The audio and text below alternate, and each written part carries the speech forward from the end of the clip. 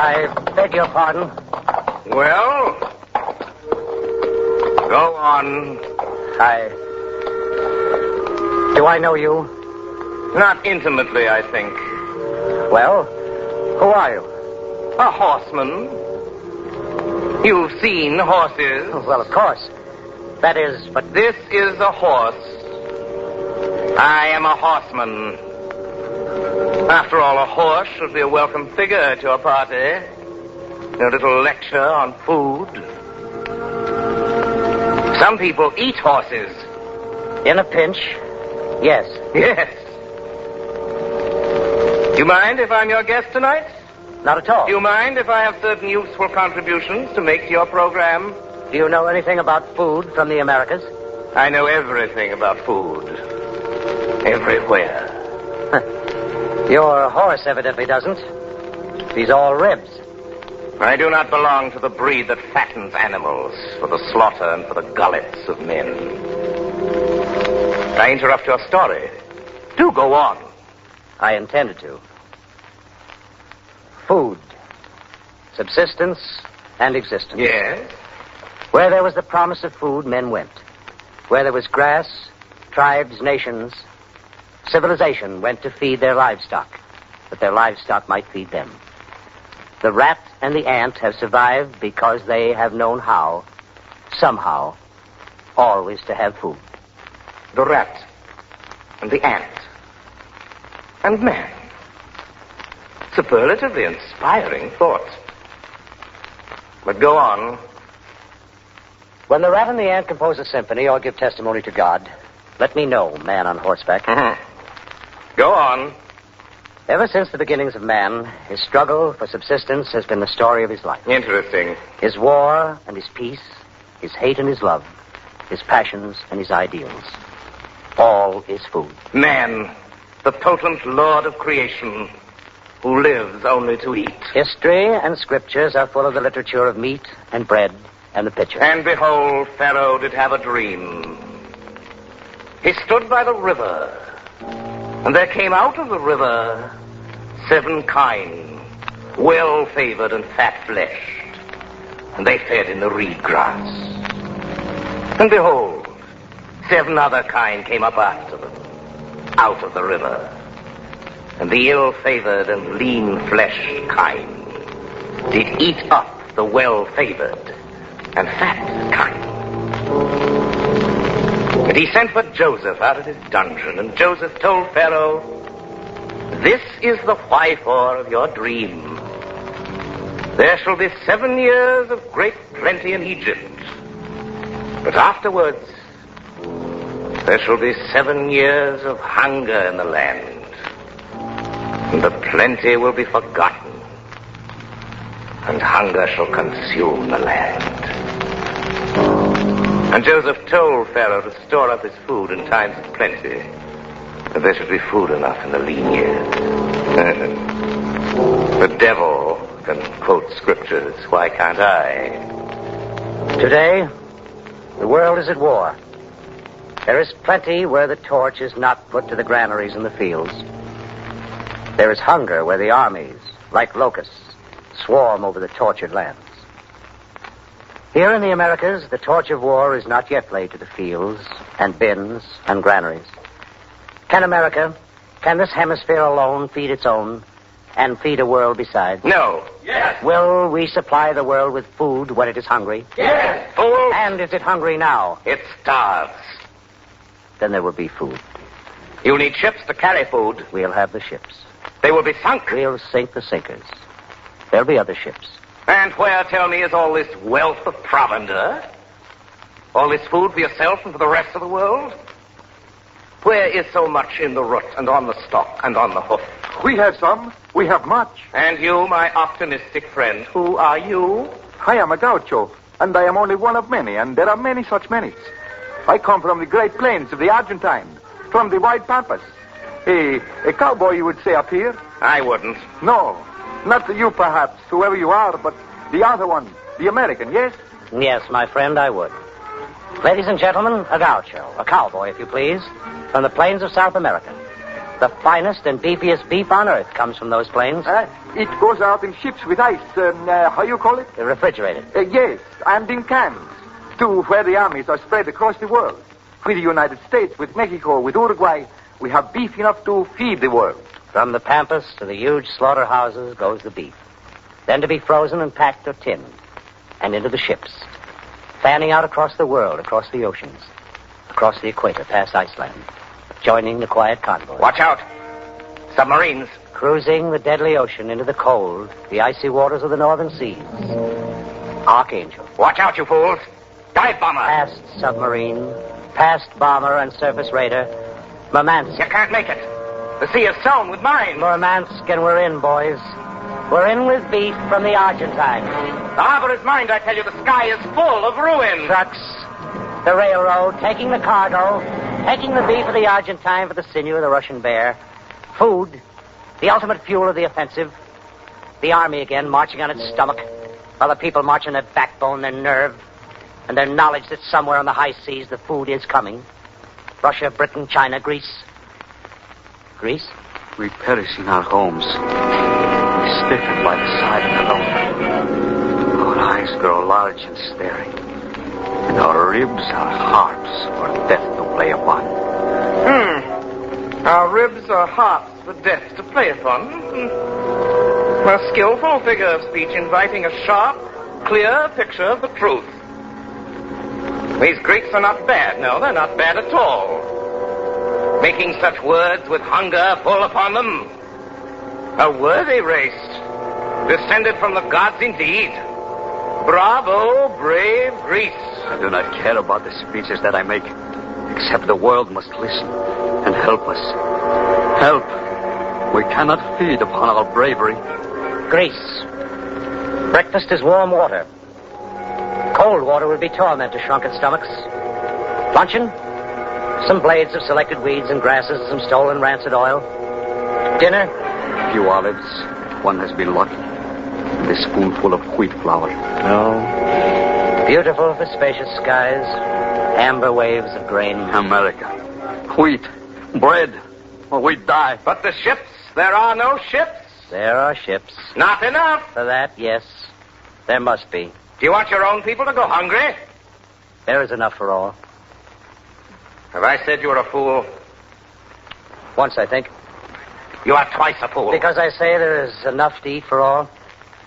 Americans, north and south and central, tell this stranger, tell this rider of a lean horse, what you have to give and of your will to give. Talk about Argentina. You ought to have a look at Texas. American cowpuncher. Slightly different in dress from our friend the gaucho, but up to the same game with just about the same instruments. Rising with the sun, resting with the cattle, safely corralled for the night. Not before. Using his rope like an artist, calling it a lasso. Or a riata, short for lariata, which is where we get the word lariat. But I prefer rope. It's easier. Our rope we call the boladero. I still like plain rope. It's easier. Rope, riata, boladero. Its aim is the same. Gaucho, vaquero, cowboy.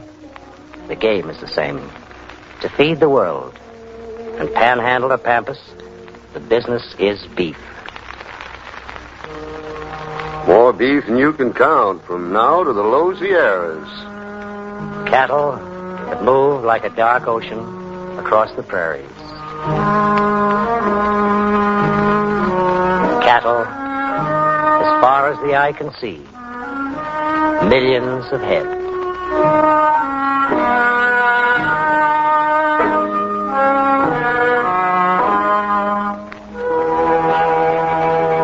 The gaucho, under the stars of the pampas, riding the range, seeing to the wire. Cowboy in America, riding the range, seeing to the wire. Singing his melancholy song, full of contentment, full of the doing of his appointed job.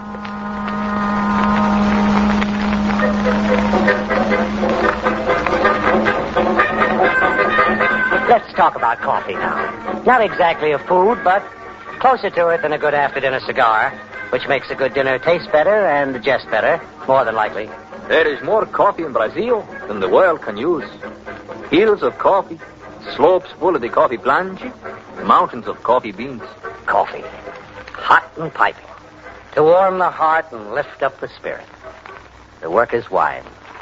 The soldier's companion. Across the vast sweep of the hemisphere, the farmlands lie open to the mercy or the malice of the zones. In Manitoba, Canada, the farmer frowns at a head of wheat. Rust. I should have burned those barberry bushes earlier. That's what spreads the rust. In the dry, difficult plateau of Mexico, a humble farmer rests on his worn spade. It is very hot. It is a world of other people's mouths and of his own pockets, and both need sorely to be filled. But the worn spade moves again.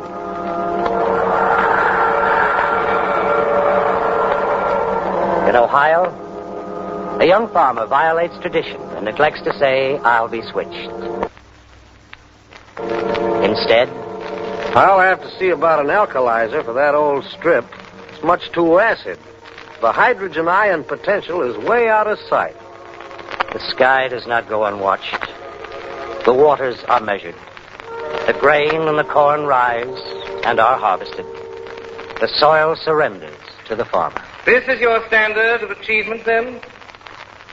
This is the measure of your culture and your civilization, which you esteem so well and consider worth saving from starvation? An ocean of coffee channeling through your exalted system. Oh, these men. These worthy, worthy men. I just thought I'd show you that we set some store in what is not necessity, by way of showing that there's plenty and to spare. You'd probably be interested in the more substantial things like beef. Consider the potato. Oh, yes. The potato. That dirty stone in the muck for men to scrabble at. The potato. Humble tuber. Let me see. It was that miserable fleshy food that Sir John Hawkins took back to England from the New World, wasn't it? Oh, I can't tell you about the potato. It saved an entire people from starvation once. The more's the pity. See, here, you don't like people much, do you? The world is overcrowded. Let us return to the noble potato, savior of a people. All right. You tell me, and then I'll tell you. Sir John brought potatoes back to England. That wasn't really their name, but the white man couldn't pronounce so impossible a word as batata, which was their real name. It was too much for man's highly advertised culture. Go on. The potatoes landed in England, whereupon the English king, full of kingly sanctimony, the milk of human kindness, had them dispatched to Ireland as food and for further cultivation. The Irish, it appears, were starving to death. The potatoes saved them and have continued to do so from time to time. And the Americans produce enough potatoes to feed every one of the United Nations once we get the bottoms and the wheels to ship them on. Potatoes did a great deal to relieve the siege of Stalingrad. I myself have no particular liking for potatoes. You develop a taste for them in besieged cities. Yes. And they're not bad with onions and gravy, convoyed by steak, hamburger, leg of lamb, and some of that South American coffee. Remember? I don't care for potatoes. What do you care for? I have 3 comrades. Belong to the horsey set, too. Yes. If they're all like you, you can have them. They are very much like me. I thank you for them. Take a look around you from a train window in the Plains States, or from that saddle on your emaciated horse, mister, and see a heap of corn on the stalk. All kinds. Corn, maize, ranks and ranks of it. High, full, strong, full of starch, sugar, calories. The fields of waving grain, you may have heard about in that song. Wheat, then corn, wheat, and more corn. Planted in strips, planted with tricks and savvy by Americans who've learned how to get the best out of corn and the best out of the soil that corn grows on by rotating crops and rebuilding the earth that the corn breaks down. Corn, being the sinewy, substantial stuff that it is, it takes a lot out of the soil. But American farmers have what it takes, and they put it back again. And that's why there's enough of it to go around. It didn't just grow. It was out there and nursed and kidded and persuaded and browbeaten up to where it is today. It took know-how in the United States and Illinois, in Iowa and Nebraska. And it took know-how and savvy in Argentina, where the corn grows tall and the corn grows numerous. American farmers in the Americas had to whisper sweet something to those big golden ears of corn. They got corn. A whopping big lot of corn. Enough and more than enough to go around. Americans. The Americas. You find something gravely wrong with them? I reserve my privilege to despise them. I hate the fat lushness of America. That ain't fat, mister. That's muscle, evenly distributed. Beautiful, spacious skies. Amber waves of grain. That's right. Wheat. Bread wheat. Macaroni wheat. Plum wheat. Mm-hmm. Lots of wheat. And anything under 1 billion bushels a year is strictly bush league these days. Mountain majesties. The fruited plain. Lyrical. You don't care for oranges and vitamin C. You hate apples I and do. pears and peaches. And you're not happy in the Santa Clara Valley. You probably think George Washington did exactly right when he chopped down the cherry tree. I reserve my privilege to hate at my pleasure. You certainly are having a lot of fun, whoever you are. And I repeat, I hate America. Will I find out why? Perhaps. I should happen to lose my temper. Maybe this will do it. I don't know. Bananas. Bananas. Yes, we have no bananas. Bananas were brought up from Central America as an experiment. They were a smash hit overnight. We are not amused. Nuts. I beg your pardon. Nuts. One South American nut that you won't approve of, mister, because it's very well liked by plain people, is the cocoa. They make cocoa, chocolate, from the nibs of the cocoa bean. Chocolate is one of the greatest items in the diet of the entire world. As a delicacy. As a delicacy for a decadent people that are better off dead. As a food, then, for millions of people. As a source of quick energy in chocolate bars for soldiers. Purposely made unpalatable so that the soldiers won't eat them unless they really have to. Civilization going really mad. Americans alone drink 2,730,000,000 cups of chocolate every year. Oh, how interesting. Mm-hmm. Gives you the haunting idea that there must be an awful lot of cocoa in Brazil. Enough to count in the whirlpool. That's 170,625,000 gallons of chocolate. Oh, hum. Oh, hum indeed. But a fleet of super battleships, 16 in number and weighing over 40,000 tons, each could be floated on that much chocolate. Could it indeed? Well. It could. Manner of speaking, maybe it will. Maybe it will. Shredded coconut comes from down there, too, and we use the coconut shell in making gas masks. America is where someone once took a chance and ate the vegetable called a love apple and found out by the horn spoon it wasn't poisonous after all. We call it a tomato today, and its juice is a cheap and potent source of natural water-soluble vitamin. For a world that doesn't precisely reek with vitamins, where they're needed most urgently, most pathetically, and where by the grace of God and the watchfulness of a few tin cans and Corvettes, they're arriving, because we have a lot of tomatoes that we know what to do with. All over the Americas, tomatoes are numerous. There are no tomatoes in Europe that we don't send. They're as American as covered wagons and a short-left jab. Only more helpful. Are you quite finished? Oh, champion of the groaning board. Is the rhapsody concluded? Have you sung enough of the Americas and their preoccupation with their own innards? Those of all the world? Have the men of ideals and ideas had enough to eat? We haven't heard from Chile yet. These people out here are going to be interested in knowing, I think, that the famous chili bean has a lot in common with all the tall, strapping men who are called Tex, because they've never been to Texas. Chili beans are most largely produced in the United States. Hence, they're called chili beans.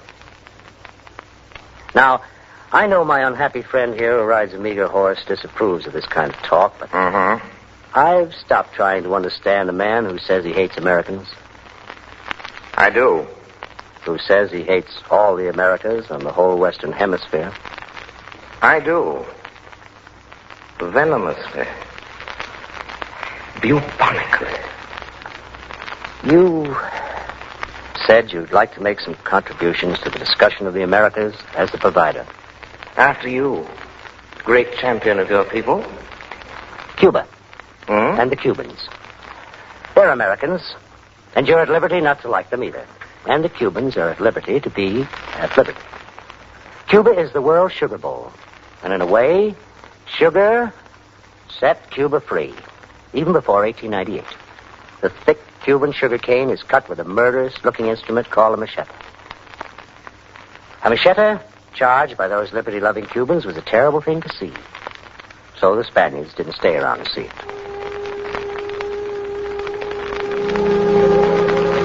The Western Hemisphere can feed the world. It has quantity. It has infinite variety.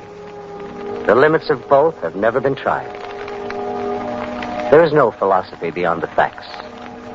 Others need, we have. We are richly able to share. We do share. We must share more. We shall. That is the simple progression. If it is broken, we are broken. For more and more we live for and by our fellows in this world. We can reenact the miracle of the loaves in modern dress so that it becomes the science of the loaves. Man does not live by bread alone, but without bread at all, he also perishes. Challenge, challenge, challenge. You speak so much of golden grains that you yourself become mealy-mouthed. All right. Out with it, then. What do you challenge, man on a lean horse? That your precious man does not live by bread alone. Ah, he does. And by nothing else. He lives for the sweat of his brow, for the satisfaction of his stomach. You put it more simply before. You said he lives to eat. And nothing more. Exalted oratory notwithstanding, the Lord of creatures is himself a creature, created only to experience a few brute senses, then to perish. Why are you trying to make it seem otherwise? To set a higher purpose for the miserable species. The grubbing nature of the beast is so apparent. Just apparent to me. Because you're one of them. A slug, a snail, a primitive. The turkey gobbling through the field of locusts. Concerned only and completely with eating and digestion. What do men do, these pretenders to divinity? They kneel and scrabble in the muck, planting and growing to eat. All other ends are nothing. Only eat. Feed the organism. Nourish the insistent cells. Then languish in a stupor of appeasement until hunger comes again. Then eat. Nourish oneself. Oh, it's unhappily necessary to nourish the earth first. The earth, made up of death. Since the world began, they dabble about in the mud, raking in foul things that send a stench to high heaven. Nod and smirk at each other. And say, we enrich the soil. This is a good thing that we do. No. I don't like anything you've said tonight. It's man's individual destiny, what becomes of him. No. Hands-off policy. Isolationist, huh? If man must perish, then he must. Why change things? He's marked for starvation. Let him starve and be done with it. It's not as important as you make him out to be. Not by far. I disagree. As I disagree with you. As I abhor the things you fancy. As I revile your amber waves of grain. And your fruited plains. And your babble and prattle of plenty. Your continents and their meddlesome fertility. I hate them. For they are wasteful and prodigal, contrary to the law of survival, of selection. I tell you, I hate America, for I am famine. I am the fourth horseman of the apocalypse. I am famine, and America is my enemy.